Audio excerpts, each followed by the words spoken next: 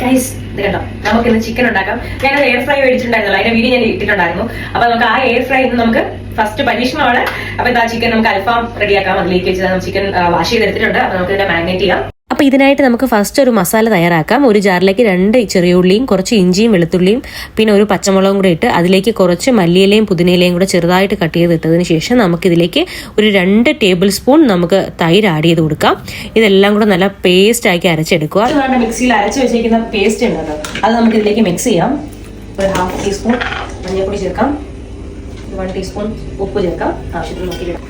കുറച്ച് pepper add ചെയ്തിട്ടുണ്ട്, 1/2 teaspoon garam masala, 1.5 teaspoon Kashmiri chilli powder add ചെയ്യാം, പിന്നെ ഒരു 1/2 ടീസ്പൂൺ സാധാരണ മുളകുപൊടി, 1/2 ടീസ്പൂൺ മല്ലിപ്പൊടിയും കൂടെ ചേർക്കുവാണ്. നമുക്ക് നല്ലപോലെ മിക്സ് ചെയ്തെടുക്കാം.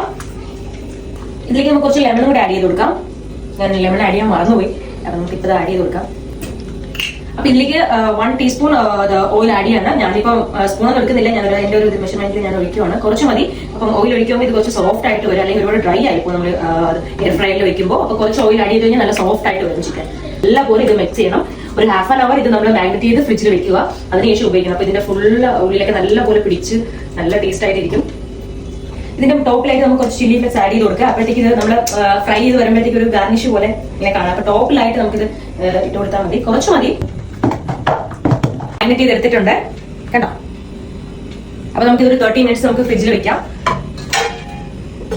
ക്ലോസ് ചെയ്തിട്ട് നമുക്ക് അധികം സമയമില്ല, അതുകൊണ്ട് ഇപ്പൊ നമുക്ക് 1 hour വെക്കുകയാണെങ്കിൽ അത്രയും നല്ലത് കേട്ടോ. ഇത്രയും ടൈം ഇരിക്കുന്നതോറും ആ ടേസ്റ്റ് കൂടും. ഇപ്പൊ ഞാൻ പെട്ടെന്ന് എടുക്കുന്നതുകൊണ്ടാണ് ഫ്രീസറിൽ വെച്ചത്. നിങ്ങൾക്ക് ഫ്രീസറിൽ വെക്കുന്നത് നിങ്ങൾ താഴെ വെച്ചാൽ മതി. ഇതിപ്പോ ഞാൻ പെട്ടെന്ന് യൂസ് ചെയ്യുന്നതുകൊണ്ട് മാത്രമാണ് ഞാൻ പെട്ടെന്ന് ഫ്രീസറിൽ വെച്ചിരിക്കുന്നത്. ഇപ്പൊ നൈറ്റ് എന്നും നമ്മൾ ചപ്പാത്തിയാണ് കഴിക്കുന്നത്. ജിമ്മിൽ പോകുന്നതുകൊണ്ട് ഒരു ടൈം മാത്രമേ റൈസ് കഴിക്കത്തുള്ളൂ. അപ്പം നൈറ്റ് ചപ്പാത്തി ആയിരിക്കും. അപ്പൊ കട്ട് ചെയ്തെടുക്കാം നമുക്ക്. അപ്പൊ ഗൈസ് നമുക്ക് ഇത് എയർ ഫ്രൈയിലേക്ക് വെക്കാം. ഫസ്റ്റ് ടൈം ആയിട്ട് നമ്മൾ ഇരിക്കുവാണ്. ഇപ്പൊ ഞാൻ 2 പീസ് മാത്രമേ എടുത്തിട്ടുള്ളൂ കേട്ടോ. എനിക്ക് ഹസ്ബൻഡ് മാത്രമേ കഴിക്കത്തുള്ളൂ. അപ്പൊ നിങ്ങൾ 2 പീസ് എടുത്ത് 2 പീസ് ഫ്രീസറിൽ മാഗ്നേറ്റ് ചെയ്ത് വെച്ചിട്ടുണ്ട്. അപ്പൊ ഇന്നത്തേക്ക് ഇപ്പൊ 2 പീസ് മതി. ഓക്കെ ഗൈസ്, അപ്പൊ ഞാൻ ഇതിലോട്ട് വെക്കുവാണ്.